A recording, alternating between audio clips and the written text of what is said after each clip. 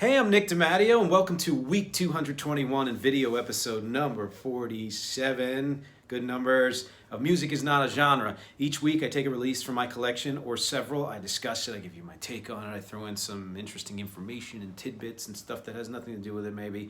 And I connect the music to my music and to other music in the world, and to other things in the world. If you like this podcast, if you love my other podcasts, Music is Everything, or any of the recorded or live music on this channel, please take a moment to subscribe. The link is this way. And it would mean a lot to me. And ding the bell too, so that you get notifications of when I post new videos, which is every week. You will also see up there a little higher on the right in the banner, MxG on Patreon, which is my channel, my page on Patreon. You get all of this that's on YouTube, plus special edition podcasts and things that only Patreon patrons get, such as my upcoming new interview series, in which I'll be talking to people in and out of the music world about music and other things. Only people on Patreon are going to get to see that. So take a moment to do that too. Any amount per month is wonderful. It's absolutely wonderful. And or if you know someone who would be interested in my Patreon page or the YouTube channel here, because they're as much music obsessive as I am, please share this stuff with them too. It means a lot to me. So this is the season of sharing here. As I am recording this on December 9th, 2020, and I say that because I have chosen these 5 LPs, albums, 12 inches, for several reasons. And one is that date. It's coming up to the end of the year, and because this is number 47 here, I'm hoping that somewhere around the 50 podcast mark, I will be done all of my vinyl. People call it vinyl. All of my vinyl collection. Which is exciting to me. You know how you get towards the end of the book and the last 50 pages go faster than the first 50? It's just, that's the way it is. I really, really want to get to the end of my vinyl collection. I've been through my entire cassette collection, my entire collection of 45s, 78s, look that up, and now this vinyl, and it's getting so close to the end that I want to wrap it up. And I thought, hey, here's 5. I can figure out a reason why they belong together. So and it knocks 5 out in 1 week, so that I can get to my CD collection, of which I have hundreds and hundreds. So this is never ending. Don't go anywhere, because this is not ending anytime soon. The second reason I chose these 5 are because they all kind of come from the same era. They span a few years in the kind of mid to late 80s. They kind of scrape 1990 here, and that seemed like something that might work. But really, truly, the main reason well, actually, there are 4 reasons. I just remember the reason I forgot before. That third reason is because there are certain releases in my collection, like I think in anyone's collection, that don't necessarily warrant a giant discussion. They maybe didn't influence me as much. I don't know as much about the artist. They don't have the significance that other releases have. And I respect, and these are all great artists, but I think that is the case for these 5. So that kind of made sense to find that all-important reason to put them together, which is the topic of this week's podcast. And it has to do with the types of music that these are. And the title here is There's No Such Thing as World Music Except for Everything. And what I mean by that, that the whole point of this entire channel and all of this stuff, and Music is Not a Genre, is that a genre label, it does not define what music is. It's a shorthand for people to kind of get a sense of what they might expect, but that doesn't mean that it even comes close to what someone else's description of that genre, of that type of music. And so in the end, genres, they fail us, because there's too much music that falls outside the lines to be classified in specifically in one genre or another. There are certainly songs that can be, but the majority can't be. And in this case, as with the title, there was a genre name invented by the music industry in, I believe, the late 80s called world music. Now, did music from other parts of the world exist before then? Yeah. You know, but they saw an opening to sell more material because people were getting more and more interested in cross-cultural types of music and all of that, and thought, hey, let's give it a name that seems palatable and I guess more all-encompassing, and put it on this music. Well, what is this music? This music to them was anything that wasn't straight up American, Canadian, you know, British music, rock and roll, blues, jazz, you know, things that originated in those countries, basically. So anything outside of that is just lumped in as world music. In fact, frankly, some of the things inside of those countries is actually, you know, considered world music by the music industry. But to me, as you see in the text below, calling something world music is like calling people Earth humans. You know, there are no other humans except those that are on Earth or orbiting Earth, right? That we know of in the entire universe, okay? World music is music that is of this world, which, as I say in the title, is everything. That includes, I don't know, Foo Fighters. It includes Missy Elliott. You know, that's why genres can be deceptive and misleading. And in this case, not only deceptive and misleading, you know, none other than David Byrne, who has dabbled in music from a lot of cultures, is quoted as saying, "I hate world music." And what he meant by that was not the music itself, but he hates the title. He hates the idea that music that doesn't sit in our comfort zone, that comes from where we come from, has to be kind of marginalized and ghettoized into something that is other, that is foreign, that is exotic. Another word that I think is you know, overused and used in a way to, you know, segregate not just music but people and other cultural things. This is absolutely the case with a term like world music. And what happens with it is that, hey, you know, when you poke it, when you dig deeper and you really flesh it out, you find that you can't, how could you possibly define what world music is when you could have music, let's say from India, for example, that is top number one on the charts in India and maybe other countries in the region. To them, that's not world music, that's pop music, right? To someone in that part of the, you know, world or another part of the world, you know, the top of our charts might be considered quote unquote world music. So the point is, when you equalize everything, you see that there's, you know, the more you pick it apart, you can't really make a distinction. And not just because of that, but also because you know, cultures have intermixed so much, you know, in the modern age and even before them, but especially now, that music that is considered, you know, to be in this category is very, very, very often these days a hybrid form of music from the Western world, hello, us, you know, predominantly white people, and music from other parts of the world. And that's a wonderful thing. I think any kind of musical hybrid is an amazing thing, because it just shows the vibrancy and the connectedness of, you know, music in general, and how, more than that, how people who are interested in music, making it, listening to it, producing it, want those kind of connections to exist, want those kind of hybrids to exist, because in some ways we are all hybrid humans. You know, we all have, you know, things that fall outside the lines of who we are supposed to be, or we're brought up as, or what our cultural points might dictate, and things like that. So, you know, I guess this is relevant to the topic. Even it's not a tangent. All right, I heard, you know, did you say? No, that was my inner voice. Okay, yeah. So this is relevant, because the whole point of this is, why do all of these belong together more than any other five, other than the reasons I gave? And there, you know, there are some reasons that I'll get into, and hopefully soon, right?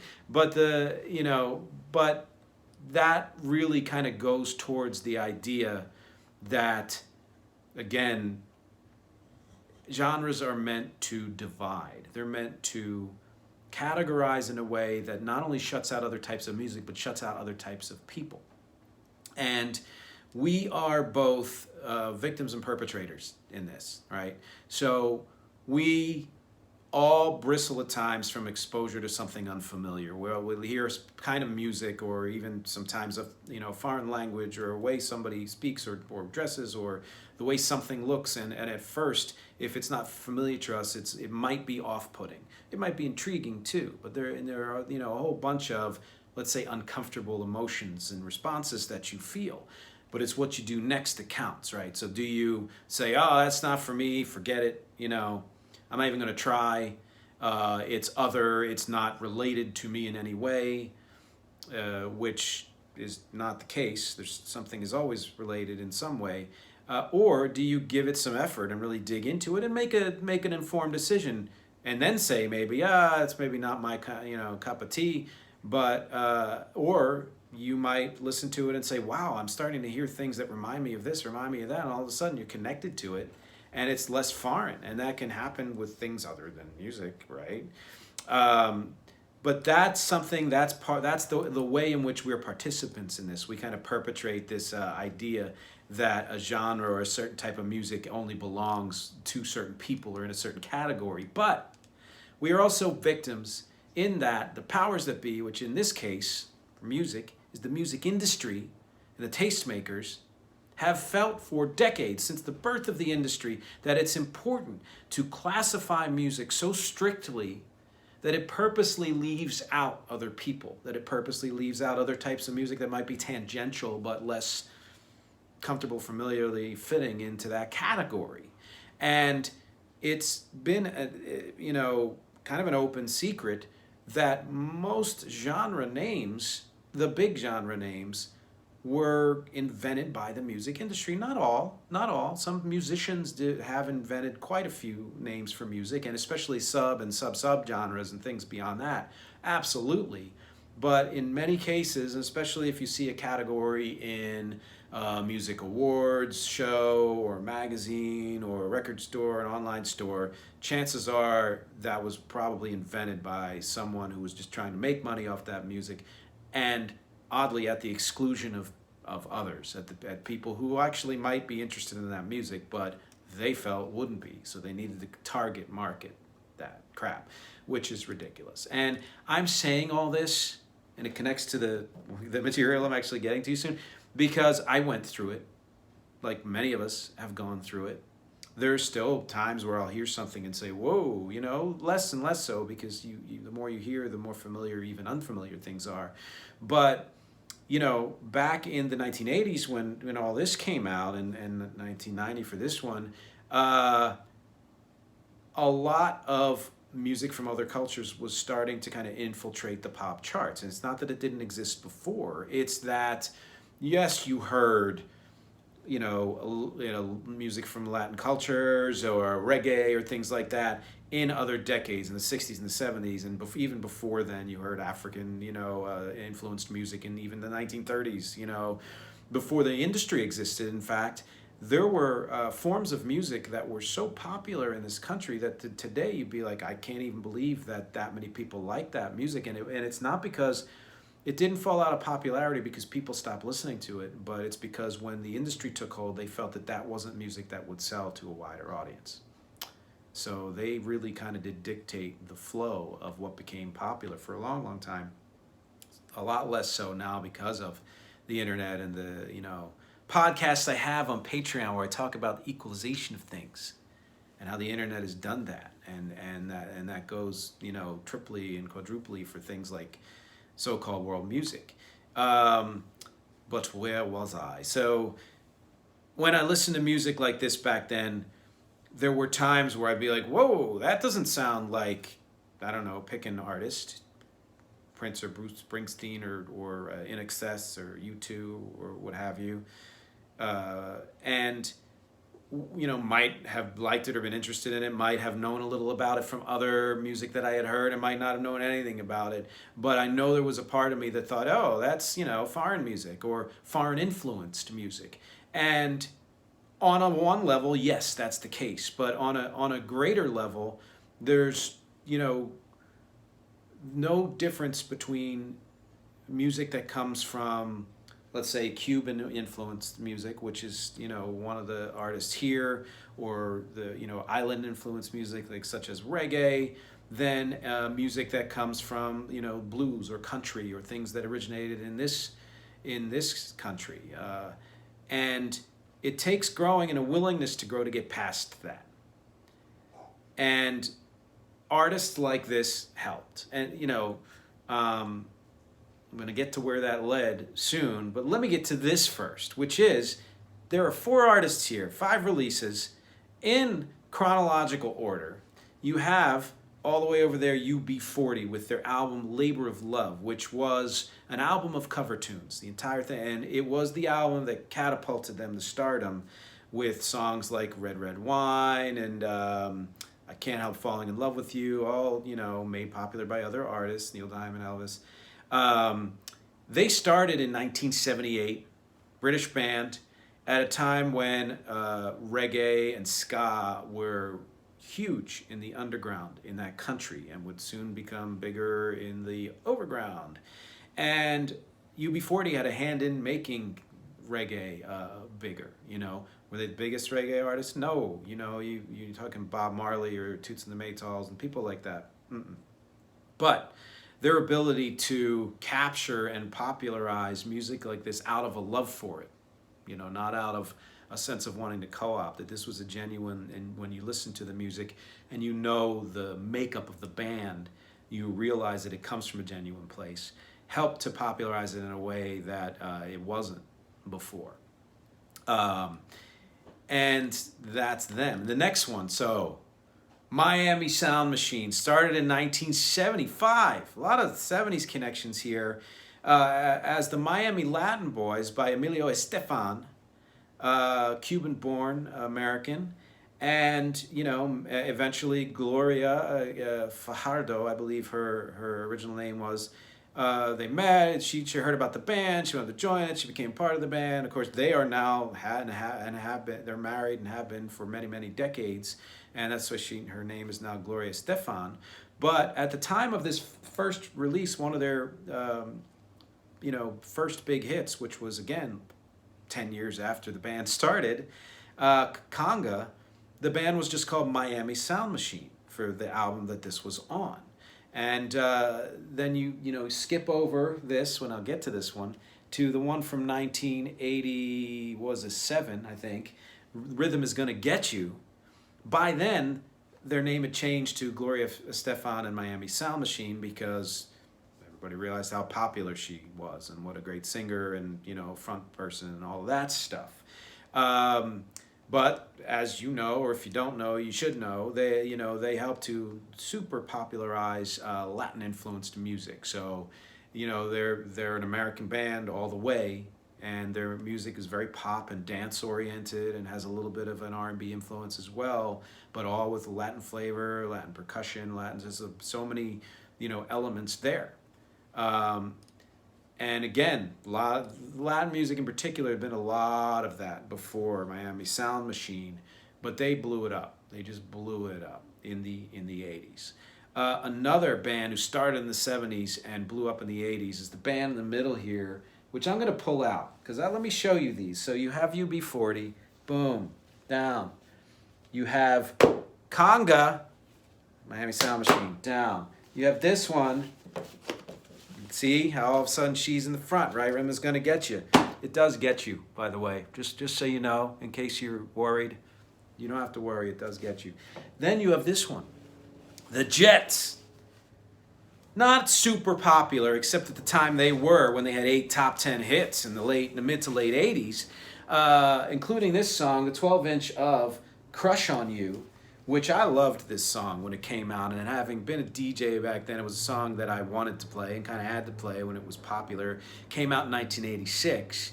But they started in 1977 from Minneapolis. They are a Tongan American band. Many of them, I believe most of the members of the family were actually born in Tonga and then emigrated to Minneapolis. I hear it's nice. Prince, right? And they did genuinely kind of pop, dance, R&B music. And just to show you what kind of development it takes and what prejudices we bring to things, just not knowing anything about them other than liking their music and knowing there was a lot of Latin influenced music in the 80s, like Menudo, let's say, and of course Miami Sound Machine. I assumed at the time that they were, you know, a Latin band, a Latinx band. And I only found out in researching this that they're Tongan American. And guess what? Also, Mormon. So this is a family, brothers and sisters, who formed a band. Mormon brothers and sisters who formed a band. If you're old enough, this might ring some bells. The Osmonds. And if you're not old enough, you have no idea what I've been talking about for the last 15 minutes. That's why I'm here. But again, this was one of those things where it's a different way of kind of thinking cross-culturally, where it's a family that came from a completely different culture, comes over here, and for several years dominates. With 8 top 10 hits, how many bands do that, right? That's a success story.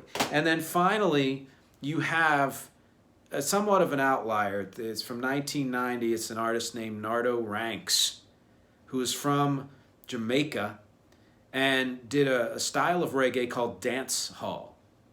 And this is a song called Burrup. I'm just going to say it like that one more time. Burrup. Because he does that in the song very, very often. And one of the reasons why I have this, actually maybe the only reason why I have this album, is because it was my brother's and he didn't want it. He doesn't like to keep things.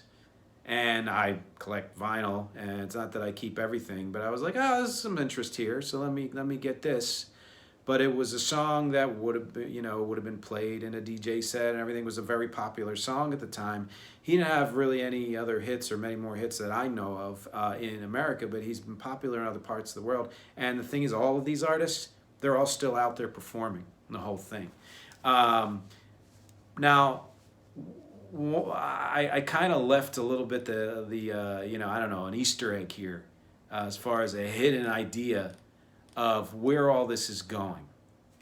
And this is kind of a good way to, semi-wrap up this week. And that is that every release that I talked about here, the elements of that music not only exist today in the pop culture and frankly in the top 10, top 50 of what is selling now, but They dominate. And you're talking about things like, reggae, which eventually but spun off into dancehall, and dancehall spun off into what? Reggaeton is an offshoot of dancehall, and that's everywhere. Latin music, everywhere, of many kinds, both, bilingual or English sung music with Latin influences. They're the Jets with their kind of R&B and pop and dance is freaking everywhere. And the thing is, if you put all this together, the reggae, reggaeton, the Latin and the dance and the R&B and the pop and and all of that stuff, you could pretty much invent Bad Bunny, which maybe who that is if you're younger, and if you're older, again, look this up. Who every single one of these artists, the type of music they did it infuses the music that he does, and he's giant this year. So that kind of shows you a couple of things. One is that our culture is so diverse and super diverse at this point that music that has influences from all over the place is now as dominant, if not more dominant in some ways than hip hop was a few years ago, or electronic or rock, or and keep going back through the decades, and that's, I think, an amazing development. It shows that people's tastes can overcome not just internal prejudices, but prejudices imposed externally, like from the music industry. and tastemakers and things like that, or the culture that says, oh, don't listen to this music, or stay, be careful, stay away from that. And so that, to me, that's kind of like a happy ending to this entire story, right?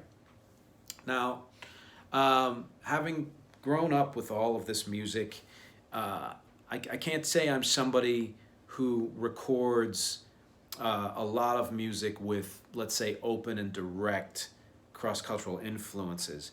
It's everywhere in there, the way I once did a podcast that all music is black music, like that if you've grown up in the last however many decades, unless you've been living in a cave, then whatever you're doing, creating or listening to has somehow been influenced by not just black music and the origins of that, but by music from all over the world in one way or another. And that is the case with everything I've done, but in particular, I'm going to single out a song that is kind of sort of a hybrid example in the way it uses rhythms and polyrhythms and things like that. And in certain ways it uses harmony. I sing, and the people who sing with me sing in many languages, and it's my band Rec's most recent single, Sing Out, which I put a link to below. Sing, O-W-W-T, Sing Out. It's everywhere, so go check that out and see what you think. See if you think you can hear those influences or not. Tell me also, do you remember any of these bands? Do you know who the Jets are? Do you know that they were originally called Quasar after an old TV brand, but then renamed themselves when they heard Elton John's song Benny and the Jets? And part of the reason I thought they were a Latinx band is because I associated the name The Jets with West Side Story. That's how my brain works. Do you remember, if anybody, you would hopefully know Miami Sound Machine. I mean, their music was recently on Broadway. So, do you know them? Do you like any of this stuff? Do you like reggae? Do you like reggaeton or dancehall? Do you like UB40? Do you remember all the huge hits they had? And how most of them were cover tunes, but they did, when I talked last week about what was better, the cover to the original, and handed it to UB40 for Red Red Wine because they did it well. Do you like any kind of music that you would consider out of what is supposed to be your wheelhouse? Have there been times in your music history where you were put off by certain kinds of music, and did you keep it at arm's length, or did you try to indulge in it and kind of take the time to get to know it and see if there was something in it for you? I want to know. I want to hear from you, because as always, my objectives here are music, conversation, and connection. Thank you so much. Thank you for listening and watching and subscribing and clicking and sharing and going to my Patreon page and talking about this and being as obsessed about music as I am. And I will see you next time.